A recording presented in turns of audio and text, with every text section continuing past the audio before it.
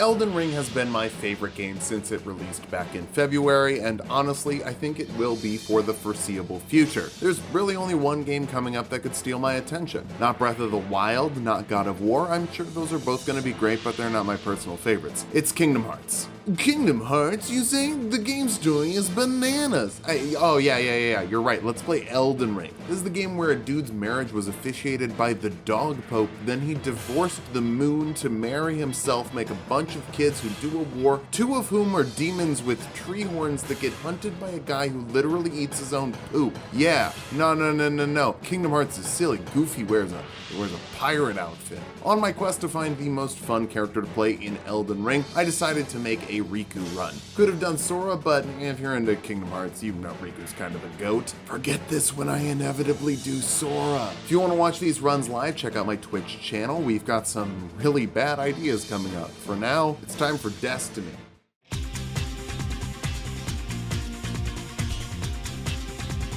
Kicking things off, I picked Confessor. It's got a lot of faith, we'll need that later, but more importantly, it's got a cool black robe with a funky little symbol on the back. We're in that organization drip from the beginning, even if we're still using the toy sword from Destiny Islands. For once, I'm not rocking the Golden Seed as my starting gift, but rather the Fanged Imp Ashes. They're little shadow heartless to do our bidding, mostly killing things. We don't have a bell to summon them yet though. Hitting the Chapel of Anticipation, I'll let Ursula live for now. There's really no reason to win right now if you don't want the sword or the shield. Cowabunga and we'll wake up in the Pride Lands. There we'll accidentally aggro a tree sentinel but can hit the Ella Grace fast enough that it's no issue. Standard Pride Lands stuff here. Naminé comes to give us the gummy horse, we grab the wet blade to change Ashes of War without a Moogle, and save Baymax from a big hole. Baymax, why are you in the Pride Lands? Are you lost? Go back to San Francisco. At the Church of America we can grab a Physic Flask that I'll actually remember to equip. Everyone clap. Then we'll go back to Ayla and talk to Aqua's Nobody. Her heart is in the realm of darkness. She gives us a bell, we'll get her out in a few years or so, maybe in the DLC. For now, I want to get that number 1 victory royale. Yeah, Fort Height, we about to get down. Prince Philip is hanging out on top of the Bloody Slash Ash of War, something we desperately need to beat Maleficent. It's easier with a few Shadow Heartless we can summon with a bell from Aqua. They bleed him before he can bleed me, and we win. Then we grab half the Dectus Medallion while we're here. Not that I'm going to use it, it's obviously so much easier to just fight the Magma Worm if I want to go to Altus. Hitting the Gummy Warp Drive will bring us to the back of the Enchanted Dominion, specifically the Maleficent half. But I immediately warp back for the pickle in the Pride Lands, an embarrassing oversight. Then I do some grave robbing and kill Maleficent in the most honorable way possible, slowly with a million stabs to her butt while she's sleeping. It's ironic,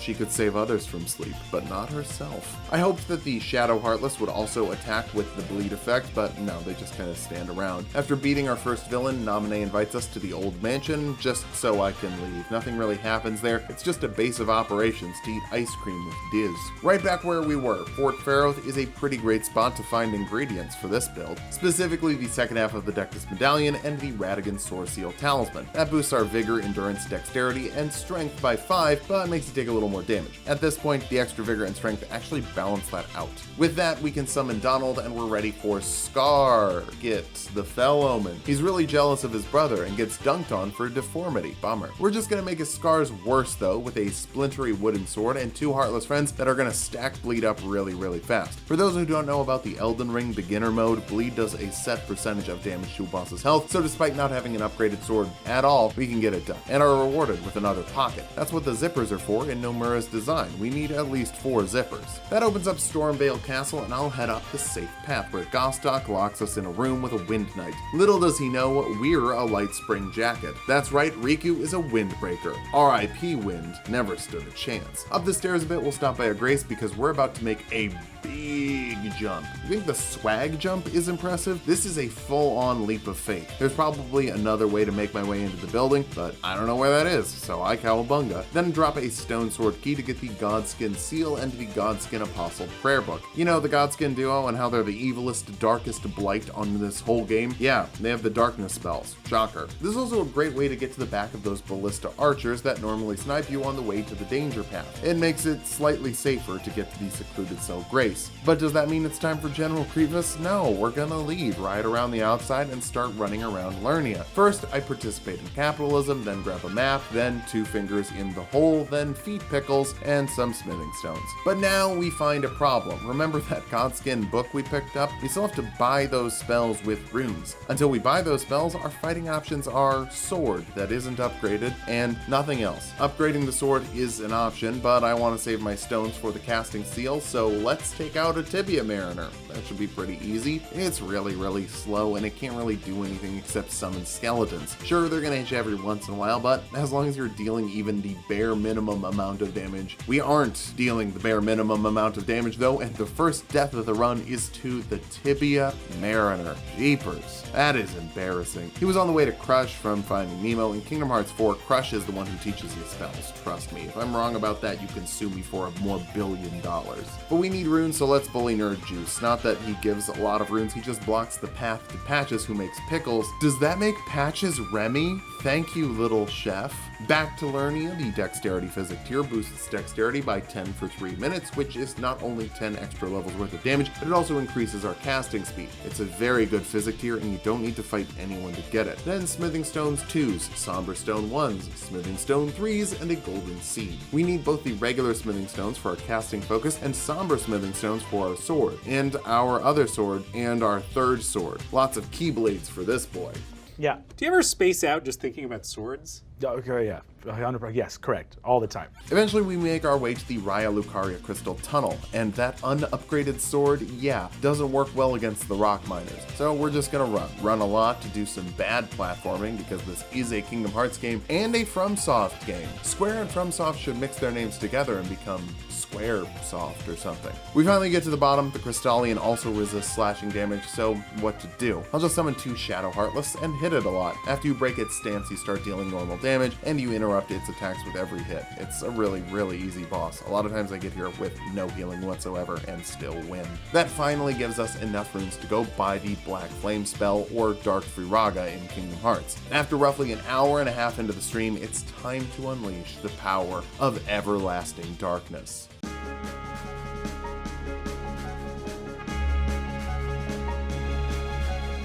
Tibia Mariner killed me. Guess what? Now I killed the Tibia Mariner. I don't even need the runes. I just crave violence. I grab the Quick Step Ash of War from Hercules and make our way to the abandoned cave. It's got a poison floor, but we've been inside the belly of a whale before. This is nothing. Although the only damage option I have is the Black Flame, and I forgot to reset my flasks to have more magic. This isn't gonna go well. Unless... Now, I knew the Clean Route Knights were weak to fire, but I didn't realize they were this weak to fire. I've got 2 shadows bullying the other one, so by the time they die, I'm able to clear out the first one. I don't really have a whole lot of magic left for number 2, but if it's not a gank, it's no problem. We get the victory and the Golden Scarab Talisman. That boosts rune acquisition by 20% or 56% paired with the 30% boost from the Golden Foulfoot. So let's farm runes really fast in the beginning, and then we won't have to farm as much later. First up, Putrid Avatar. It's a stinky little piece of Erd Tree Dookie that's highly flammable. Killing this one gives us a Physic tier that boosts fire damage by 20%. I wish there was another Putrid Avatar I could kill. Hey, there is. It's back near Fort Faroth, and it's exactly the same, with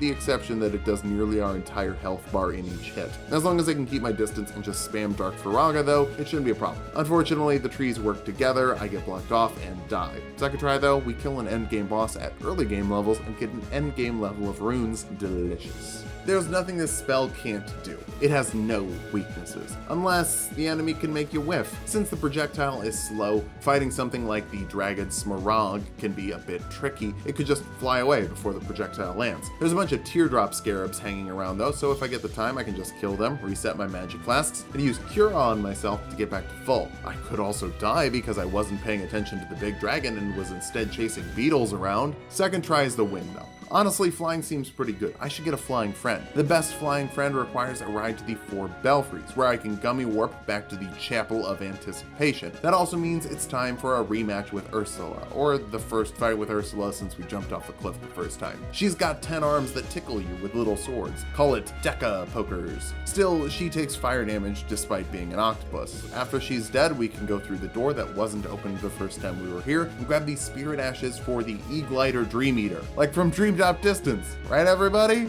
Since Dream Eaters can have whatever name you want, I think Dean, after Dean Pelton from Community. Honestly, I'm a little torn over what to do now. We still don't have a weapon, so our options are a bit limited. I go to the Owl House Academy, great pick for a Kingdom Hearts 4 level by the way, and then I leave to the Ruin-Strewn Precipice before remembering that the Magma Worm has 80% resistance to our fire, which is currently our only damage type. So let's just take the elevator. Altus is what in Kingdom Hearts? There's a lot of open plains in Elden Ring, and I've already done the Pride Lands. Oh, we'll name it after the Rapunzel level in Kingdom Hearts 3. Let's see, what's that called? The Kingdom of Tangled Town. We're gonna call it the Kingdom of Tangled Town. The town name gets videos demonetized. Here we can do battle with Godfroy, basically a ghostly version of General Grievous. It's not too bad. Our Dark Firaga deals a decent amount of damage, and he doesn't have a second phase like the normal Grievous. When I run out of magic though, I remember how little damage our sword does. It's not too bad though. After I get a critical hit, he dies. I eat the pickle. Oh god, he's not dead. Hit him again. This is where I'm also gonna try and get my first actual weapon, the Way to Dawn. Unfortunately, it's being held by a Black Knife Assassin, which is too fast for the Black Flame. It's just gonna jump out of the way every time. So I talk to Crush and get the Black Flame Blade. That coats my sword in darkness, but only for like 2 seconds at a time. The duration is so unreasonably short, it makes the spell kind of worthless. Let's just do something easier. I guess we'll fight Lingering Will. After you touch Grace and Altus, there's a party in the Enchanted Dominion, and everyone's invited. Goofy, Rapunzel, Winnie the Pooh, Baymax, Thor, and Deadpool are all ready to have a good time. Elden Ring's idea of having a good time is fighting a proud warrior who's been roaming a wasteland endlessly as a shell of his former self.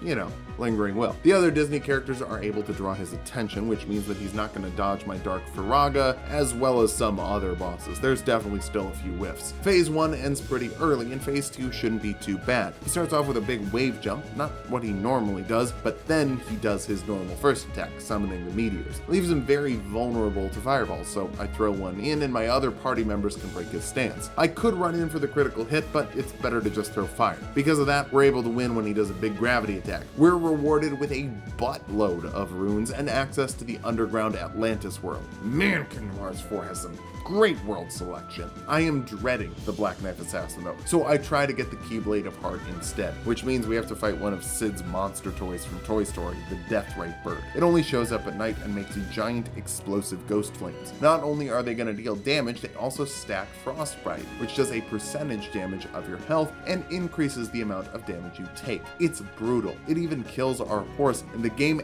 asks if I want to spend a flask to resummon it. Yes, I always do. Then it happens again, and I have no flasks left. So no horse left. I have to win now or never. I lose. But also, I win? It's mutually assured destruction, baby. I don't care who wins. I just need the Deathrite Bird to lose. It drops the Keyblade to Heart, known as the Death's Poker in Elden Ring. Remember that big scary ghost flame I talked about the Deathrite Bird using? Yeah, now we do that. To our enemies, like the Black Knife Assassin. Each hit of the sword also deals extra magic damage and stacks Frostbite as well. It's amazing how much easier it is to fight people with a weapon, and beating the Black Knife Assassin gives us another fantastic one, the Way to Dawn, or the Black Blade in Elden Ring terms. It shoots a blade beam that lowers enemies' total health temporarily and does damage over time. It is so wonderful. It's like we're living in Wonderland.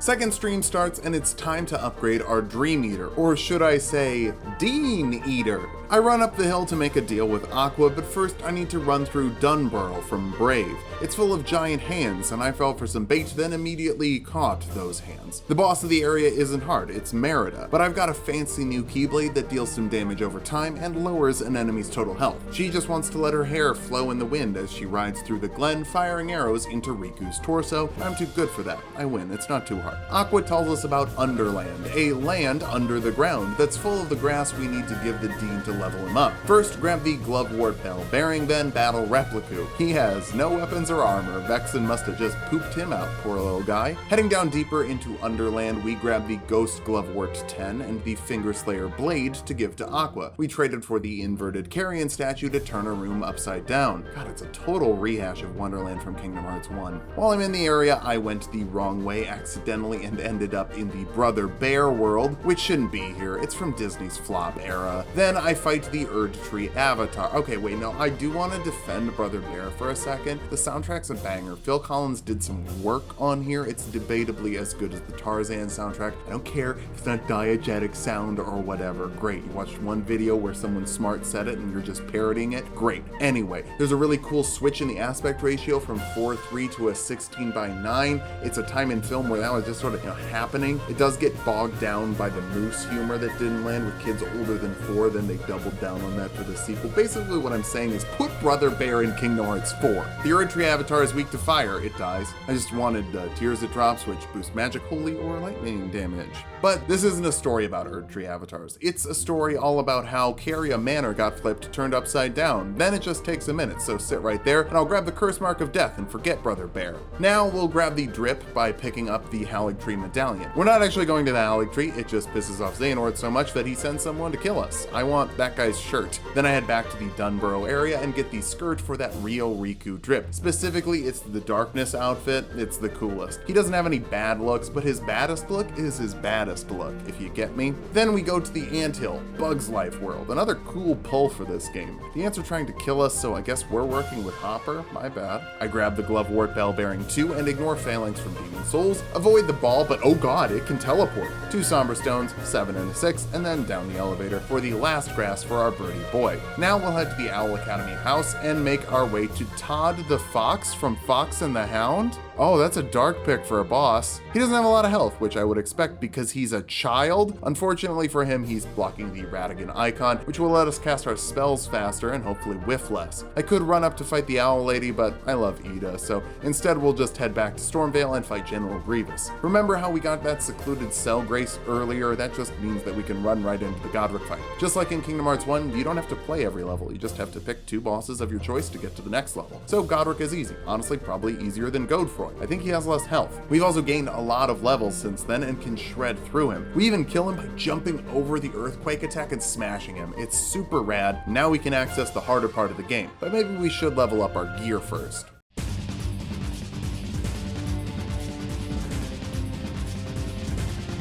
We're going to start off grabbing upgrade materials from the caves of Mount Olympus. It's got smithing stone 4s for our casting seal and a couple of somber stone 4s for our keyblades. So even if we don't need to go through here to get to Altus, it's still kind of worth it. Also, the magma worm is really easy and worth a bunch of runes, but we can make it even easier. If we go back to the enchanted dominion of Caelid, there's a somber stone 9 under Rapunzel's tower and a dung beetle with a somber stone 8. That means we can check in with Hugel the Mughal for a +9 Death's Poker. I kinda had to choose which sword to make my favorite. The Keyblade of Heart does magic the way that Dawn does Holy. Holy's worse than magic, so Death's Poker. Now we'll go back through those caves. It's also nice to have a ranged option to hit the bats before they can hit you, even if you still have to fight a bunch of bats. Magma Worm Makar is really easy now that we have the damage option that doesn't deal fire. Ghost Flame is magic, not fire, so the weapon art makes a big line underneath it, and the Magma Worm's big hurt box is melted by our big hitbox. It just works, folks. Some more quick bosses for quick rewards in the Kingdom of Tangletown. Gilka dies in less than 5 seconds and gives up the Ritual Sword Talisman, boosting damage at full health by 10%. There's another Tibia Mariner and another Magma Worm that just drop a decent amount of runes and don't take much time. If you can level up. It makes the game easier. Then we talk to Baymax. He's still not going back to San Francisco and is apparently heading to Arendelle next. Finally, we recreate Brother Bear 2 and make this bear break a statue for some Smithing Stone 6s. For more Smithing Stones, both somber and normal, the Falling Star Beast in the Altus Plateau. It likes to use use gravity magic, but also spikes and its massive charging body. But massive bodies are weak to massive AoE attacks, like the Ghost Flame Ignition from our Keyblade. Big win. After that, we go take on our first member of the Anti-Organization 13. They wear white cloaks, and there are way too many of them. But this one drops the Scouring Black Flame, another darkness spell for us to use. Since this boss is skilled for Tangletown, it's not too bad. Then we go to get more smithing stones from the Celia Crystal Tunnel, but to get there we have to warp through a chest and a bunch of mice attack us. We kill them. Don't tell Mickey, please. It's a standard stone cave, lots of rocks, annoying miners. This one also has Spider-Men and a Falling Star Beast at the end, which is just as easy for us as the one in Tangletown. I'm sure any other Falling Star Beast is going to be just as easy. We're a few smithing stone 5s away from getting our casting seal to the next tier, so it's off to the Altus Tunnel, where we can fall into a bottomless pit.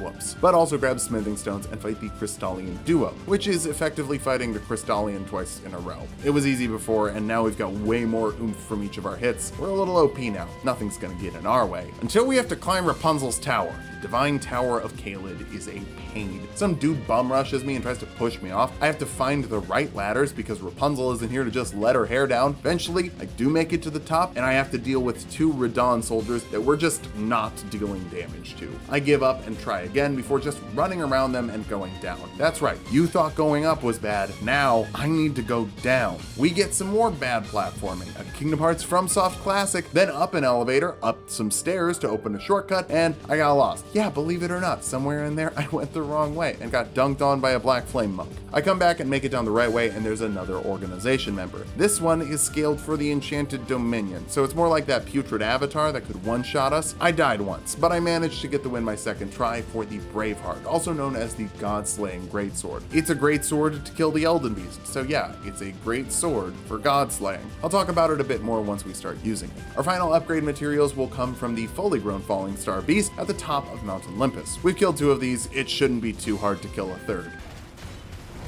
Ah, the delayed attack killed me. Okay, figured out what I have to do. Just use the big line of Ghost Flame, which hits the big old hurt box with the big old hit box. It's the 3rd time I've mentioned that, but it's the 3rd time fighting this boss. So let's level up our weapons and go find some new blood.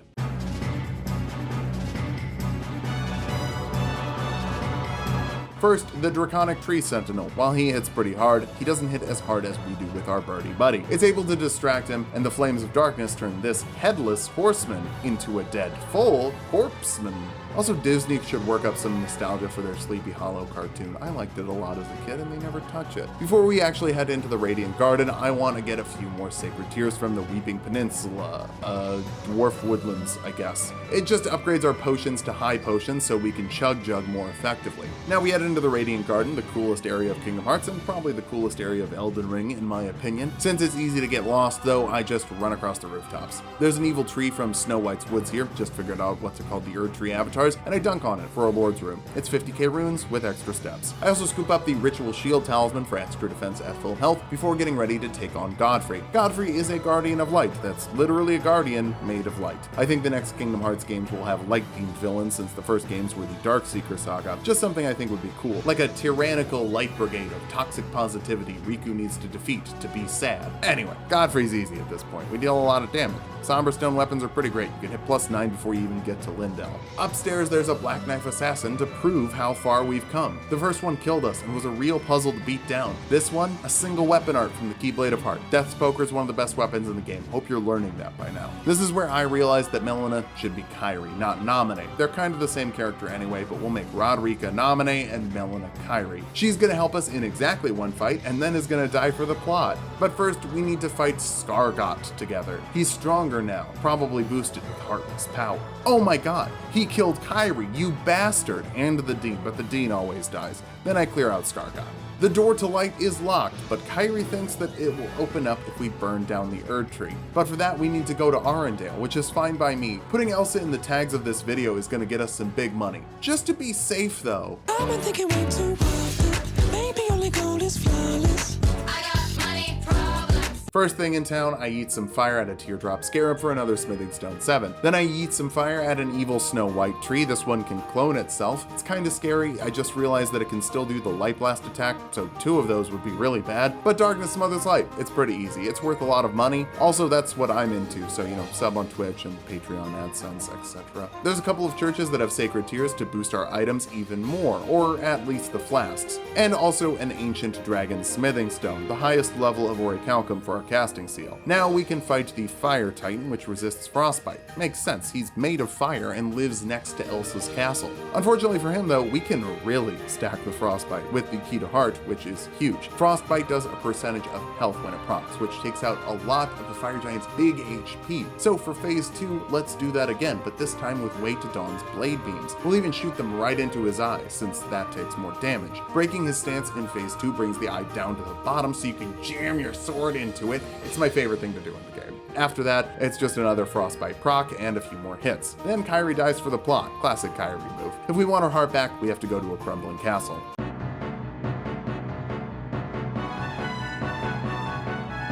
Hollow Bastion is an aesthetically cool level, with extremely annoying enemies and platforming that kind of kill all the fun. That also describes Farum Azula. There's a huge overlap of FromSoft and Kingdom Hearts fans. I think the games are way more similar than people think they are. On our way to the Godskin Duo, I scoop up a Somber Stone 9 and the Bell Bearing to buy a Somber Stone 8. Now we can upgrade the Brave Heart to +9 like our Keyblade of Heart, though we're still not using it just yet. I can summon Hercules for the Godskin Duo, and he decides to take on the skinny one with my Dean Eater, which leaves me with the thickness. That's okay, I'm down with the thickness. They kill their org member first, but I'm able to best mine as well. Unfortunately, the skinny one's damage could kill me in one combo, so once it comes back, I can't go once more. Trying again, it goes a little smoother. The big boy tries to roll me out, but I get him locked behind a pillar, and the Ghost Flame Ignition keeps hitting him. It is immensely satisfying. God, I hate that attack. Then we kill the skinny one, and a chubby one comes back. We kill that one, and another chubby? It's supposed to alternate, isn't it? Whatever, fight done. Now we can max out our casting seal and also upgrade the Braveheart to +9.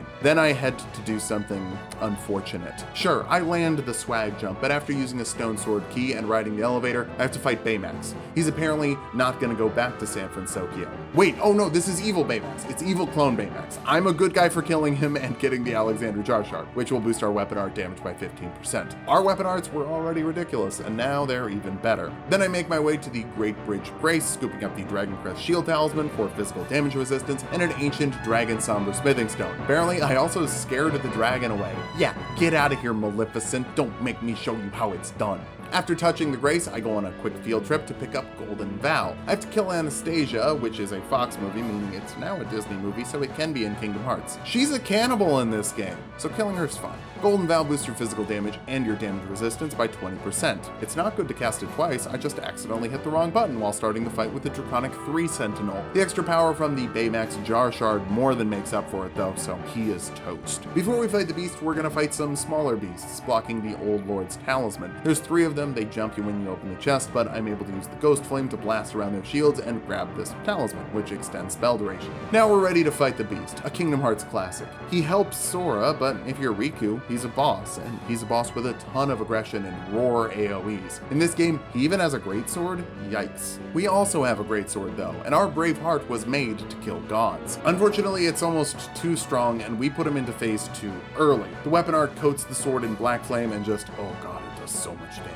So my strategy is to try and get the stance break in the second half and get in safe hits while I can. It's still tricky though, since it's a colossal sword, it's just slower than everything I've used so far. I'm a little rusty with it. Eventually though, we get a massive hit at the end and slay the beast. Gaston would be proud. Sure, Beast is a nice guy, but it's not like killing him's the end of the world. It's the end of the world as we know it. The crumbling castle warps us to the final area in the game.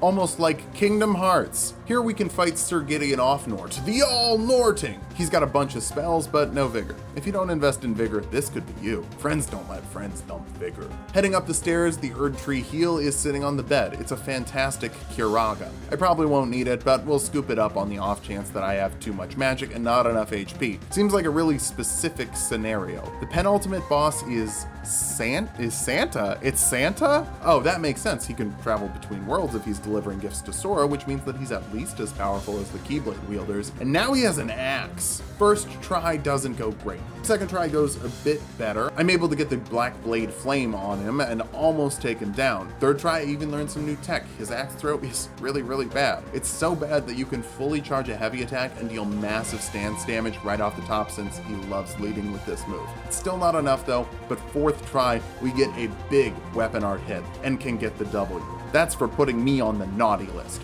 What did I ever do? Kidnap some children for an evil witch? Oh yeah, that would do it. Back at Stormveil, I can run through it backwards to unlock Godric's Great Rune. That's gonna boost all of our stats by 5. That's 15 levels of damage since the Godslaying Greatsword uses 3 stats, 5 levels of Holy Defense, 5 levels of HP, 5 levels of extra magic, and 5 levels of extra endurance. It's very, very good. Through the door to light, we can fight the Light Man. He's the boss of Kingdom Hearts 4 because that's when we're fighting Light. Remember? Breaking his stance is great, but he recovers really fast, so he can't get much done. Maybe just get the crit at least.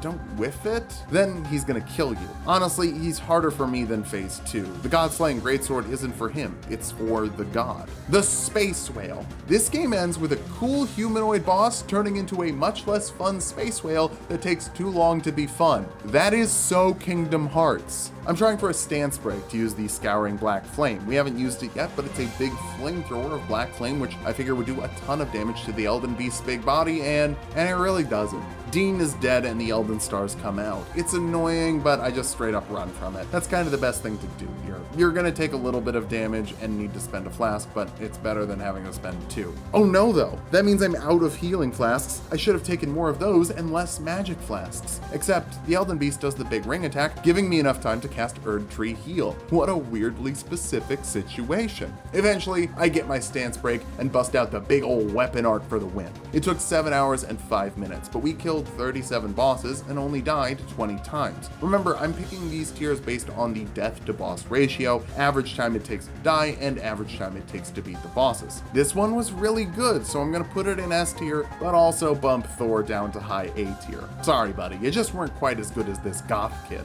All the swords we use are good. The weapon arts are fantastic, and the Black Flame is a great way to take out bigger, slower enemies as well. Really, the only negative is how long it takes to get started. Having a weapon is kind of a requirement, and this takes a while to get one. Just level up your starting weapon at home. It'll fix that one weakness. If you want to watch me do these runs live, follow me on Twitch. We're streaming a couple times a week. You can also sub to my other channel to watch me build characters in Dungeons & Dragons, or sub to my Patreon if you want to give me money. Whatever you want to do.